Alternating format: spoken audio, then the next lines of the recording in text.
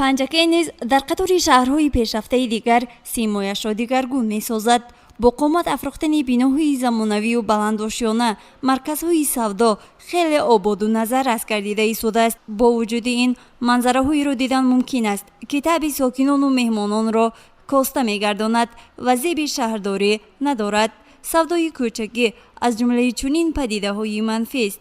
امروز از نزد چهارراهی به نام دروازه بخار تا نزد بازار گلستان فروش سودای کوچگی در اوج است و از روی مقال خودم شاه و طبعم وزیر ادامه داشته این حالت البته مردم را بی‌طرف نگذاشت. من آموزگار فن گئوگرافی مکتب میانی رقم 29 من در نزدیکی همین موضع کار میکنم.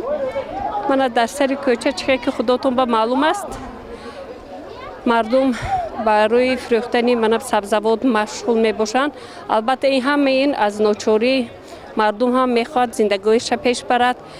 اگر حکومت شهر پنجاکент برای همینا یگان موضع معین در یگان موضع انیق رو اگر جدا میکرد باز هم خوبتر میشد، چون که این راه تنگ در اینجا ماشین ها حرکت میکنند، مردم دو طرفه میشینند. من باوری دارم که این پرابلم حل شدن است ممکن اگر حکومت شهر آنها را دستگیری کنند.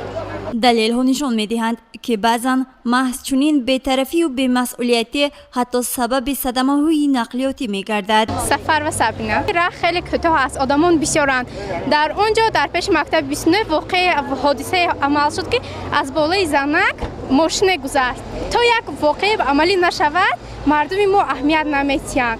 باید که کمی بیش درون بازار به خوراکواره فروخته شود. هم از جهت گیگینی ما فکر کرده برایم که این نمی‌شود. هنگامی صحبت اکثر فروشندگان کوچگی نخواستند با ما صحبت کنند. البته آنها را نیز فهمیدن ممکن است، زیرا شاید محض همین فعالیت وضع مالیوی عائله‌شان را تامین می‌نماید. از طرف دیگر شهر و شهرداری قانون‌های خود را دارست. از این خاطر خیلی خوب می بود که مسئولین بازار یا دیگر متخصصان در سمت تشکیل فروشگاهی علاهیده تدبیرها اندیشند. از طرف دیگر ما حیرانیم که چرا تجربه تشکیل یارمارکه‌های فروش محصولات کشاورزی از خاطرها فراموش گردیده است.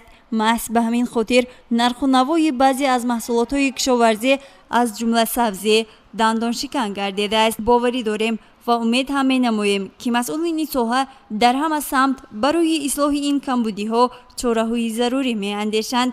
گزارش مرتبه رحمانوه و طلبشاد تاشف برای برنامه اطلاعاتی پیغام.